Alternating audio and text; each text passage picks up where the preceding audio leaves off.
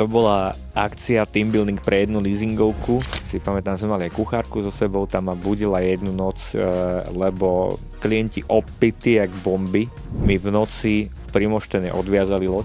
Mi hovorí, že kapitán vstávaj, loď sa hýbe. Mne nedošlo, že ona tam má okienko, že to vidí. Ja som okienko hore na vrchnej posteli nemal, takže som nevidel. Nie, dobre je uviazaná, nikde nejde tá loď. A ja to idem skontrolovať, nemusíš, lež. Vyšla von, nechodila, tak mi to už nedalo, tak som vyšiel a keď som vyšiel hore, tak som zistil, že loď je už 5 metrov od mola. Oni proste ako prišli opití, tak sa im zdala byť loď ďaleko, tak si ju odviazali, pritiahli a zalezli na loď a pili ďalej. Zabudli priviazať. Ale zabudli priviazať.